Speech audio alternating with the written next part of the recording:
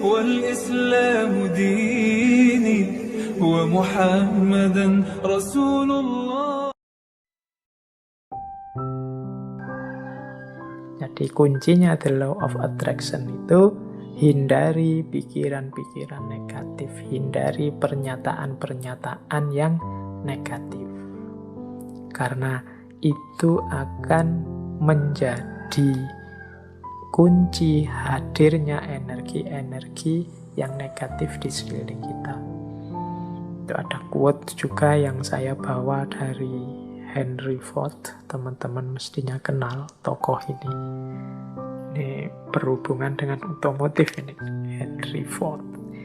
Ada quotes yang terkenal sekali dari Henry Ford ini. Whether you think you can or you can't, either way you are right. Apakah engkau menganggap dirimu mampu atau tidak, dua-duanya benar. Kita kan sering menggunakan kalimat-kalimat yang mengekspresikan ketidakmampuan diri. Aku ndak bisa baca loh, aku ndak cakep loh, aku ndak bisa ngomong di depan publik loh, aku ndak bisa menari, aku ndak bisa berenang, aku ndak bisa menyanyi. Ya sudah, karena kita sendiri deklarasi kita ndak bisa, ya akhirnya ya kita memang ndak bisa. Padahal kalau mau kita bisa kok. Saya ndak bisa Pak ngomong di depan orang banyak, jadi yo iso. Cuma karena sudah merasa ndak bisa, ya selesai dengan ketidakbisaanmu.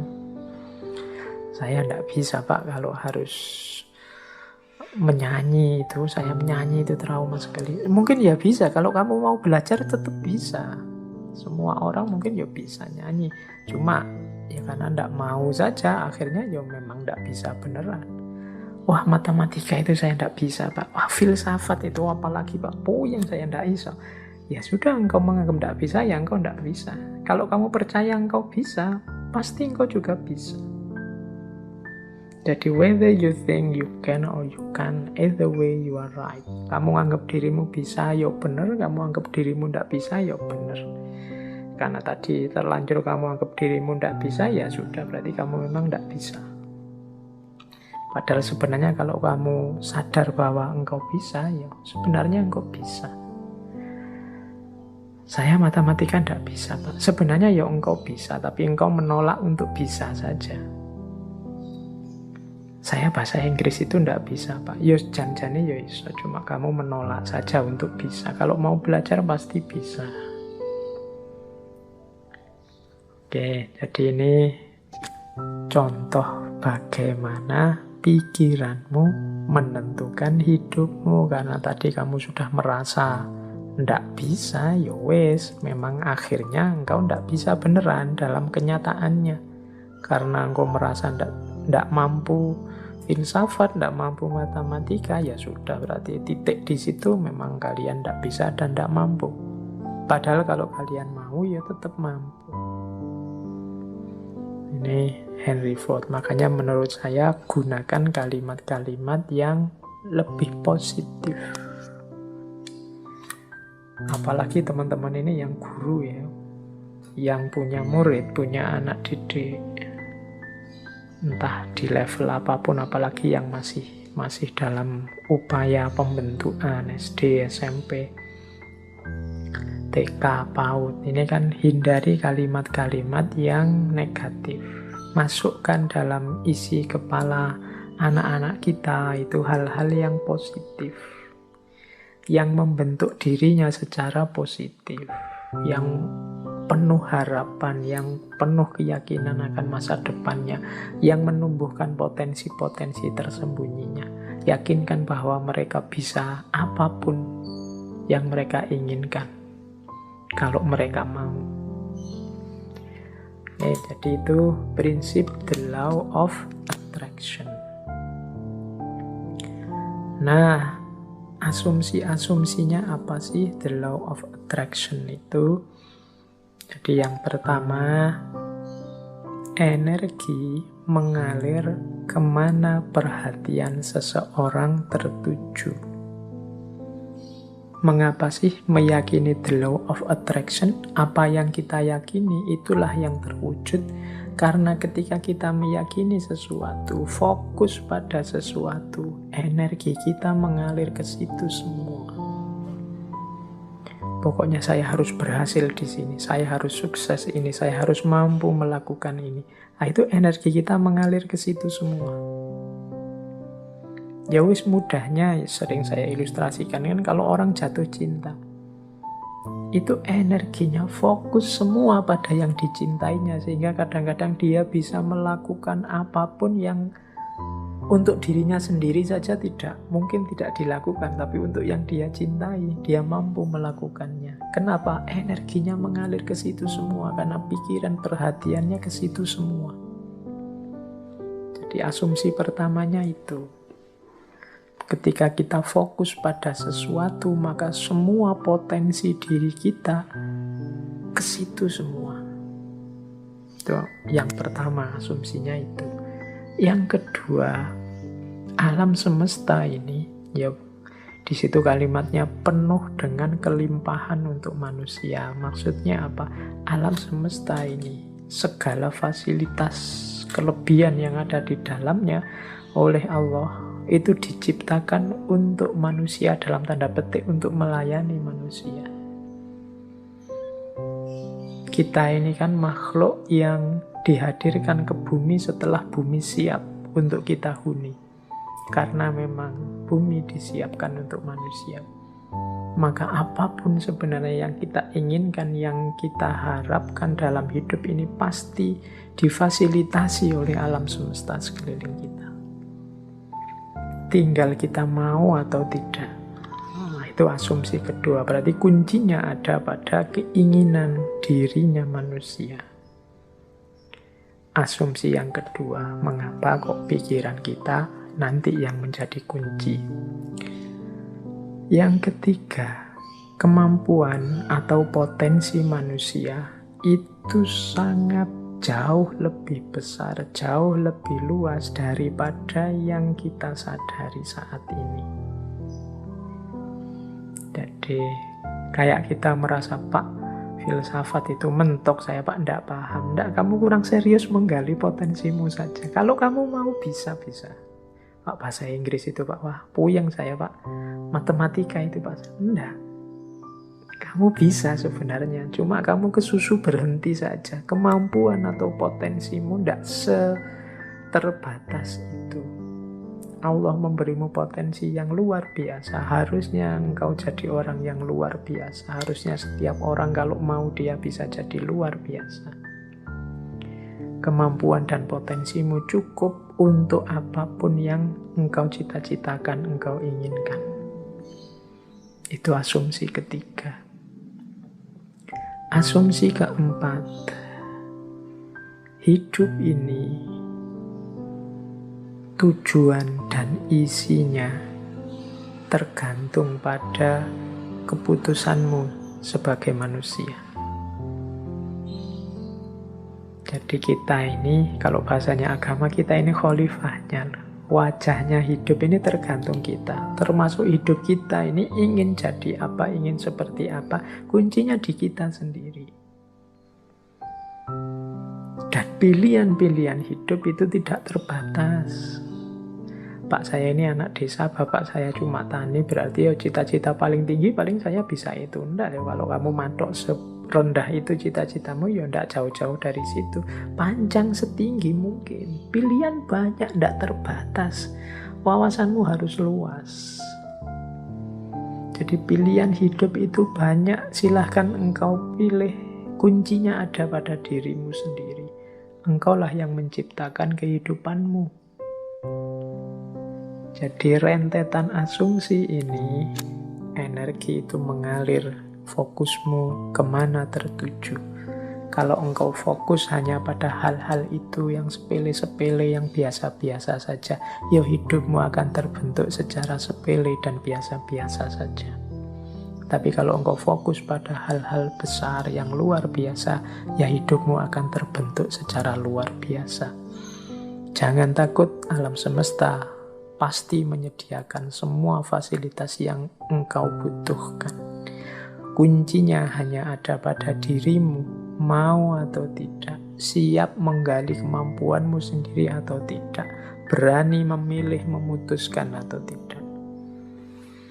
Apapun yang engkau putuskan, engkau pasti mampu mewujudkan dan alam semesta akan membantumu dan energimu akan fokus ke sana untuk melahirkannya.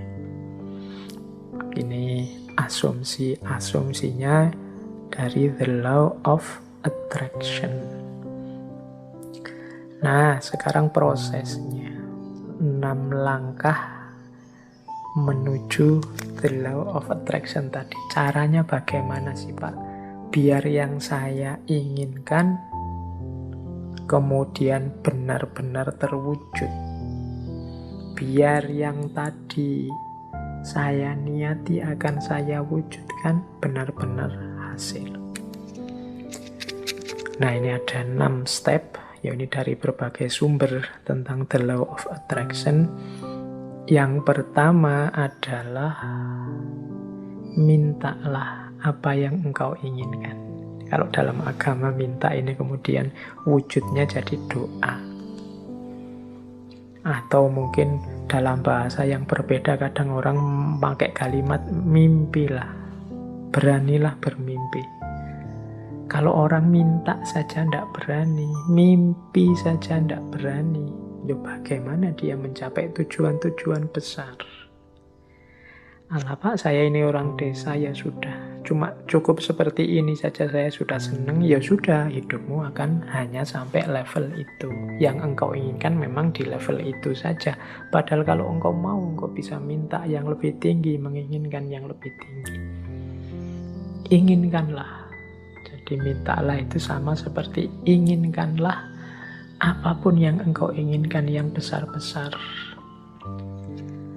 Kalau sudah menginginkan, sudah minta, jangan lupa. Percayalah bahwa yang engkau inginkan itu akan terjadi. Nah, ini yang kadang-kadang kalau dibaca sepele tapi dijalankan berat. Keyakinan. Saya sering menyatakan kita itu kalau berdoa kadang setengah-setengah. Setengah-setengah dalam arti kita sendiri tidak yakin doa ini akan dikabulkan.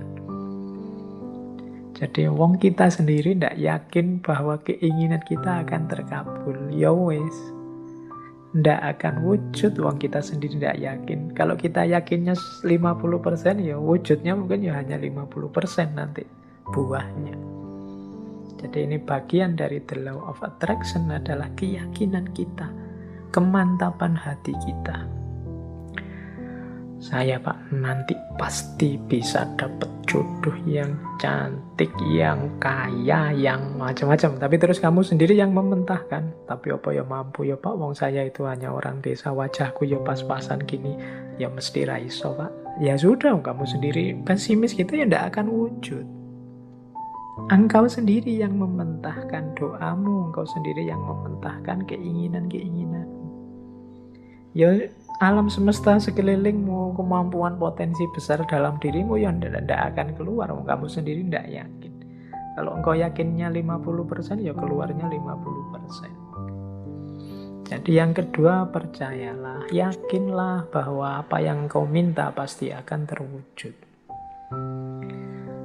Nah, yang ketiga ini siapkan dirimu untuk menerima kesuksesan sebagaimana yang engkau minta. Ya kan? Yo, kalau engkau minta, Pak, saya punya tujuan lulus kuliah yang paling cepat. Saya ingin lulusnya saya paling awal dengan nilai paling tinggi. Kamu harus menciptakan dirimu sejak sekarang sebagai orang yang siap sebagai mahasiswa yang lulus tercepat terbaik. Kalau engkau bercita-cita punya, kayak tadi ya, meskipun artifisial, punya istri cantik, punya istri kaya, punya istri luar biasa, ya bersiaplah, ciptakan dirimu sebagai orang yang pantas punya istri cantik, kaya, dan lain sebagainya. Jadi di antara tandanya bahwa engkau yakin akan terkabul itu engkau siap-siap untuk menerimanya. Lah kalau engkau tidak siap menerimanya, ya dia tidak akan hadir. Siapkan lahir batinmu untuk menerima anugerah terkabulnya doamu. Tapi kalau engkau tidak siap lahir batin, itu ibaratnya wadah. Kalau engkau minta diberi air, misalnya, ya siapkan mangkok yang bisa menampung air. Kalau engkau minta diberi beras, ya siapkan kantong yang bisa menampung beras, kan itu. Lah kalau engkau tidak siapkan kantongnya, tidak siapkan mangkoknya, air dan beras itu mau ditaruh di mana, ya dia akan lewat begitu saja dalam hidup. Jadi yang ketiga, siapkan dirimu untuk menerima. Mungkin engkau pernah berdoa, sebenarnya doamu itu kabul, tapi engkau tidak siap menerima, sehingga anugerah itu lewat begitu saja. Teman-teman mungkin pernah dengar cerita atau membaca cerita ya, satu ketika ada banjir, kemudian ada orang yang naik ke atas genteng menunggu datangnya pertolongan. Dia berdoa, ya Allah, semoga selamatkanlah aku dari banjir ini. Kemudian tiba-tiba datang tim SAR membawa perangkat untuk penyelamatan. Dia mau menyelamatkan dia tidak mau. Tidak, saya menunggu Allah langsung yang menyelamatkan saya, bukan tim SAR. Silahkan lewat saja. Kemudian tim SAR lewat begitu saja, wong dia tidak mau. Sampai hari berikutnya juga begitu. Tim SAR balik lagi, dia tetap tidak mau. Menunggu langsung pertolongannya Allah. Akhirnya dia meninggal. Wong yo tidak cepat-cepat ditulungi. Nah, begitu sampai di akhirat, dia protes sama Allah. Ya Allah, saya berdoa loh untuk meminta pertolongan-Mu, wong aku ini orang soleh. Kok engkau tidak datang-datang menolongku? Terus Allah jawab, lah aku kirimkan tim SAR pertama, tim SAR kedua, tim SAR ketiga. Itulah mbok anggap pertolongan dari siapa? Ya ternyata dia tidak siap untuk menerima pengabulan doanya. Baik, yaitu ilustrasi kasarnya. Yang ketiga, bersiaplah tadi yang menerima terkabulnya doa. Jadi yakin, percaya, dan siap. Yang keempat, kalau bahasanya the law of attraction, visualisasikan. Jadi untuk mendukung semua itu, hidupkan dalam pikiranmu, hidupkan dalam imajinasimu, hidupkan dalam batinmu. Ketika doa itu dikabulkan terus menerus. Jadi bayangkan keberhasilan itu dalam pikiranmu. Jadi ini untuk membantu fokus tadi. Kalau dalam agama seandainya berdoa, ya untuk membantu biar doanya lebih mantap sepenuh hati. Itu hadirkan keberhasilan yang engkau inginkan dalam pikiranmu, dalam imajinasimu. Terus yang kelima, jadi visualisasikan. Yang kelima, bersyukurlah terhadap apa yang engkau miliki saat ini. Nah, yang kelima ini sehubungan dengan situasimu saat ini, syukurilah. Kalau bahasanya agama, kalau engkau bersyukur, ya nanti akan ditambah. La in syakartum la azidannakum. Jadi kalau engkau bersyukur, aku tambah. Orang yang menerima situasi hari ini adalah orang yang siap untuk menerima anugerah selanjutnya. Tapi orang yang tidak terima situasi hari ini, ya dia tidak akan bisa menerima anugerah selanjutnya. Wong dia masih belum puas dengan situasi hari ini. Berarti dia kan masih sibuk dengan yang saat ini. Hidup itu kan, kalau bahasa Al-Quran, fa'idha faroghta fansab, kalau sudah tuntas ini ganti yang selanjutnya. Kalau kita sudah puas dengan yang sekarang, berarti kita siap menjemput yang selanjutnya.